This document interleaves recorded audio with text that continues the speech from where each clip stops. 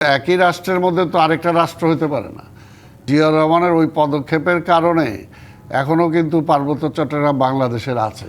এটা তো নির্বিষয়ে বলা কি, এটা যখন সরকারের স্বরাষ্ট্রমন্ত্রী, যার দায়িত্বে আইন শৃঙ্খলা, যার দায়িত্বে বর্ডার রক্ষা করা, তিনি যখন বলেন যে এটা একটা ষড়যন্ত্র, মানে পার্শ্ববর্তী দেশকে উল্লেখ করে বলেন, তখন তো এটাকে গভীরভাবে চিন্তা করতেই হবে। এটাকে গভীরভাবে চিন্তা করা ছাড়া তো কোনো কারণ নাই। আরেকটা হলো যে এখানে সরকার, যেটা সেলিম ভাই যেটা বললেন, যে সরকার আসলে কি করছে, অর্থাৎ একটা দুর্বল সরকার হলে যা হয়। আমরা এই কারণে বারবার বলে আসছিলাম যে এই নির্বাচনের কথাটা, যখনই আমরা নির্বাচনের কথা বলছি তখনই সবাই বলছে খালি ক্ষমতায় যাওয়ার জন্য বিএনপি নির্বাচনের কথা বলে না। আজকে প্রমাণিত হচ্ছে যে আজকে একটা নির্বাচিত পার্লামেন্ট থাকলে আজকে যে ষড়যন্ত্রগুলো হতে পারতেছে এগুলো হইতে পারতো না।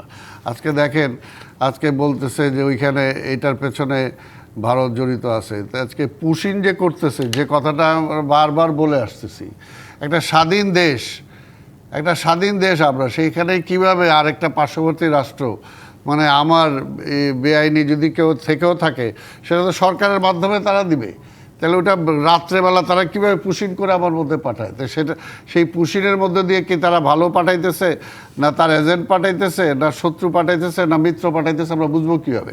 ঠিক আছে, এগুলো তো দুর্বল সরকারের লক্ষণ। আর আরেকটা হলো যে পার্বত্য চট্টগ্রামের ব্যাপারে দেখেন, অর্থাৎ স্বরাষ্ট্র উপদেষ্টা আরেকটি কথাও বলেছেন যে পাহাড় থেকে গুলি চালানো হচ্ছে এবং অস্ত্র বাইরের দেশ থেকে আসছে।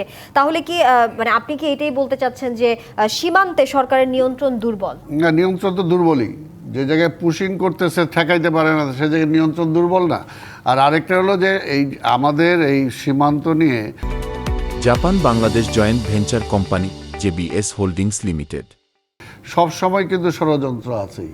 আর বিশেষ করে আমাদের পার্বত্য চট্টগ্রাম নিয়ে তো সেই স্বাধীনতার পর থেকেই আমরা দেখে আসতেছি, সেটা নিয়ে ষড়যন্ত্র আছেই।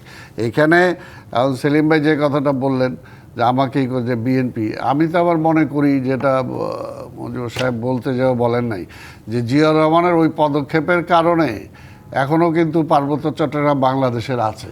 নাহলে বহু আগে এটা হাতছাড়া হয়ে যেত, কারণ এটা হলো একটা তাদের মানবিক দিকগুলো, তাদের সিভিক রাইটগুলো আমি এনশিওর করবো কি না সেটা সরকার এনশিওর করবে। কিন্তু একই রাষ্ট্রের মধ্যে তো আরেকটা রাষ্ট্র হতে পারে না। একই রাষ্ট্র তো একটা, এবং সেখানে তো আমার নাগরিকদের অধিকার, সমান অধিকার থাকবে। সেটা ভাষা বলি, কৃষ্টি বলি, সংস্কৃতি বলি, যার যারটা তার। যেমন স্বাভাবিকভাবে স্বাধীনতার পরে শেখ মুজিবুর রহমান যখন বলছে তোরা সব বাঙালি হয়ে যায়, সেটা সবাই সেটা প্রতিবাদ করছে। সেই সব প্রতিবাদের কারণে দেখা গেছে যে সেটা একটা আনরেস্ট অবস্থা হয়েছে। আবার যে শহীদ রাষ্ট্রপতি জিয়াউর রহমান আজকে যে বাংলাদেশি জাতীয়তাবাদের উদ্ভব হইল কোত্থেকে, সেখান থেকে হইলো।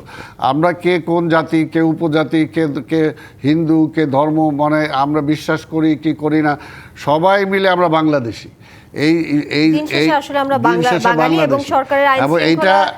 এইটা বলার পরেই কিন্তু অন্তত দেশের মধ্যে একটা শান্তি আসছে। জি জি জি, আমরা এই বিষয়ে আবারও আসবো আপনার কাছে। সরকারের আইন শৃঙ্খলা ব্যর্থতার ফল নাকি স্থানীয় সমস্যা এই ঘটনার পেছনে, সেই বিষয়ে আসবো। আব্দুল সালাম, আপনাকে ধন্যবাদ। আমরা বিরতি থেকে ফিরছি।